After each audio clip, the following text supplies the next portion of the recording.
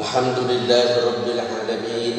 Wabihi nasta'inuhu ala umuri dunya waddin.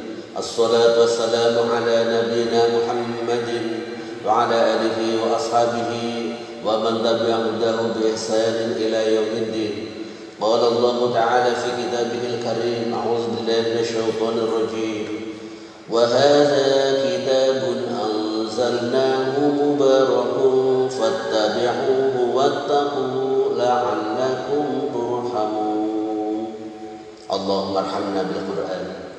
Alhamdulillah, pagi hari yang cerah ini kita semuanya dalam keadaan sehat walafiat, tidak ada kurang suatu apa. Memenuhi rasa syukur kita kehadirat Allah Subhanahu wa taala, kita memanfaatannya untuk ibadah. Semoga ibadah kita, hidup kita dan pengabdian kita akan mendapatkan pahala dan diridhoi oleh Allah Subhanahu wa taala. Amin. Salawat dan salam semoga Allah limpahkan kepada Nabi Muhammad sallallahu alaihi wasallam. Semoga Allah karuniakan juga kepada para sahabatnya, umatnya yang istiqomah dalam Islam. Mengawali kajian kita, mari bersama membaca lafal basmalah. Bismillahirrahmanirrahim. Pada kesempatan yang lalu sudah kita baca bahwa Al-Quran adalah mubarakun, kitab yang membawa berkah, kitab yang memberi faidah untuk mendapatkan berkah, baik itu beriman kepada Al-Quran ataupun tidak mengimani Al-Quran. Misalkan Al-Quran mengajarkan iqra, bacalah. Siapapun yang membaca, dia akan pandai. Kalau sudah pandai, ilmunya diamalkan, dia akan mendapatkan manfaat. Dia akan mendapatkan kebaikan dari ilmu yang dia laksanakan. Maka Al-Quran secara manusiawi, mengakui atau tidak mengakui, Al-Quran dijadikan sebagai satu dasar kehidupan oleh manusia. Hanya saja ada yang mengimani, ada yang tidak.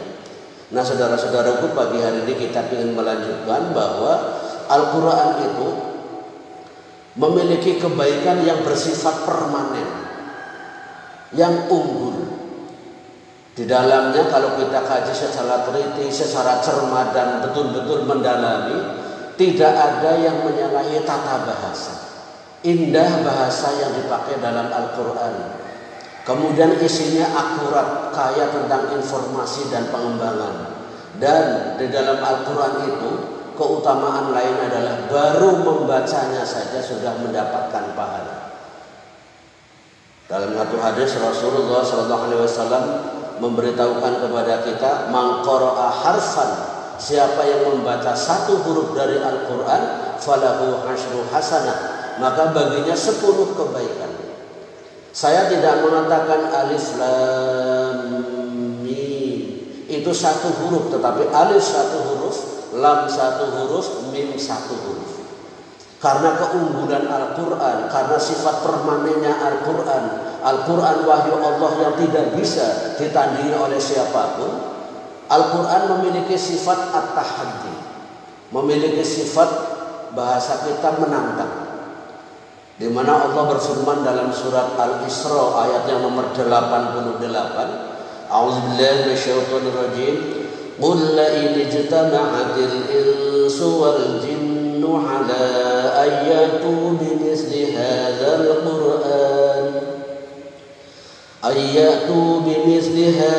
Qur'an la yatuna bimithlihi walau kana ba'duhum li ba'din zahira.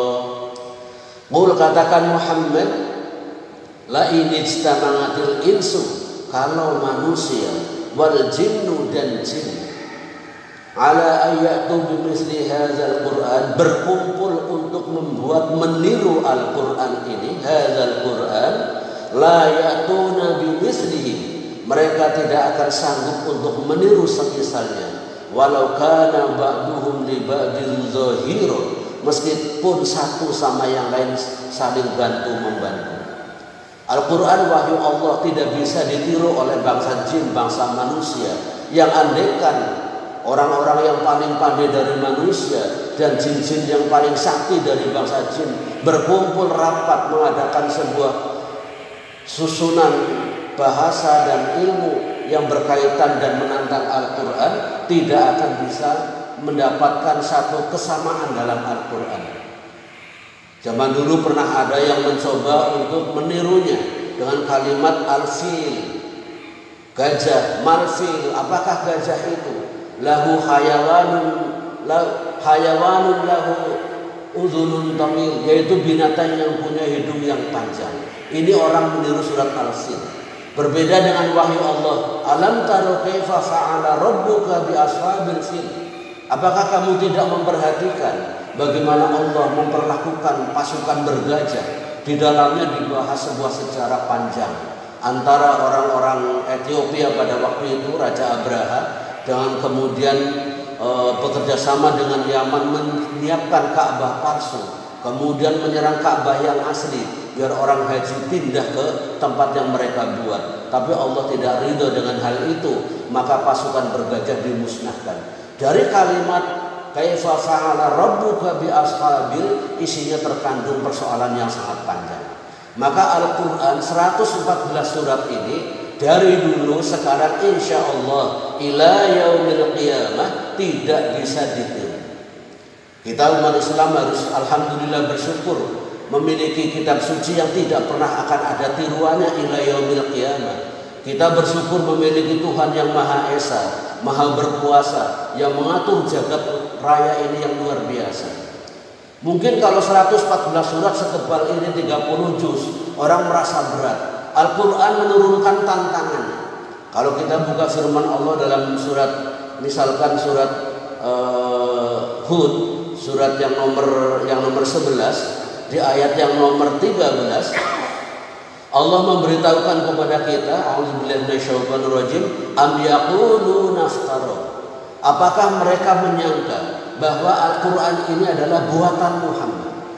Mengapa ada pertanyaan Quran ini buatan Muhammad? Karena pada waktu itu, pada tahun 670-an Masehi, di Mekah sudah ada festival sastra, pasar puisi, di mana dari berbagai negara di sana dulu sudah ada semacam perlombaan membuat syair.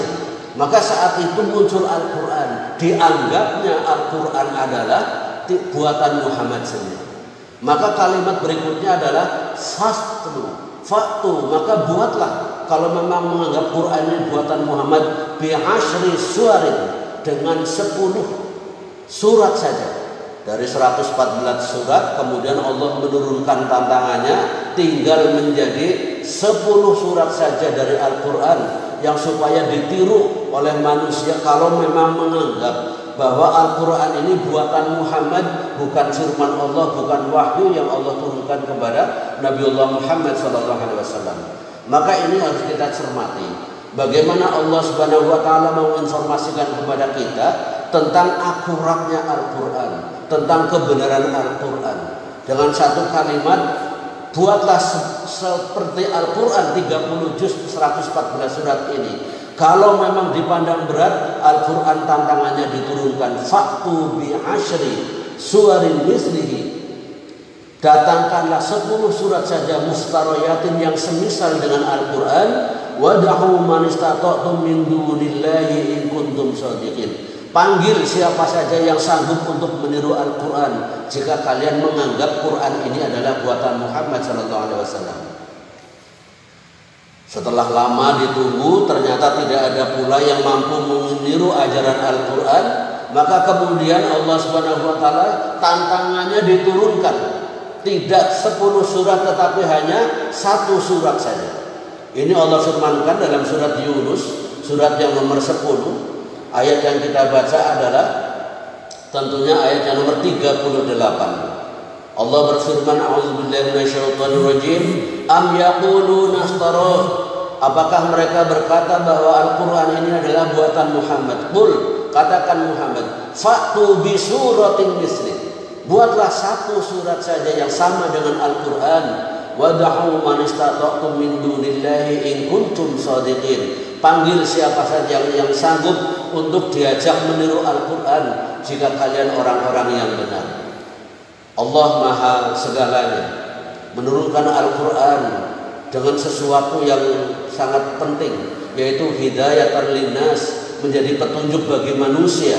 Karena Al-Quran firman Allah, wahyu Allah tidak bisa ditiru. Mungkin orang berpikir kalau cuma satu surat mungkin ada. Jangan-jangan kalau cuma satu surat ada yang bisa meniru ajaran ataupun isi kandungan Al-Quran. Maka bagi orang-orang yang ragu tentang kebenaran Al-Quran ini, Allah tegaskan dalam sebuah firman-Nya yang kita lihat di awal surat Al-Baqarah. Di ayat yang nomor 23 Allah juga berfirman, wa in kuntum fi raibin mimma nazzalna ala 'abdina.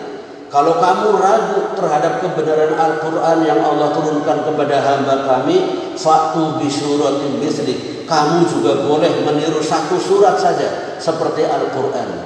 Wad'u syuhada'akum min dunillahi in kuntum shadiqin. Kamu boleh minta bantuan, memanggil siapa saja yang dianggap mampu kalau kamu benar menganggap Al-Quran buatan Muhammad.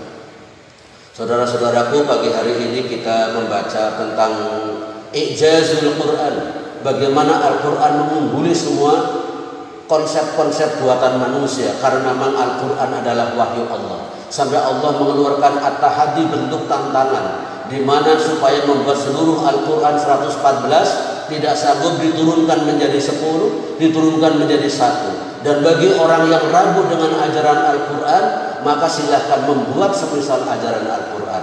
Kita ingin satu pengertian yang kita pahami bersama-sama bahwa Al-Quran la raiba fi, tidak ada keraguan di dalamnya, hudan lil muttaqin, menjadi pencerahan bagi orang-orang yang bertakwa. Kalau ingin hidup kita cerah, kalau ingin hidup kita indah, kalau ingin hidup kita bahagia seperti yang Allah kehendaki dalam kehidupan manusia di dunia ini dengan beragama, maka berimanlah kepada Al-Quran. Fattabi'uhu, ikuti ajaran Al-Quran. Diakhiri dengan la'allakum turhamun, kamu akan mendapatkan rahmat, akan dirahmati Allah.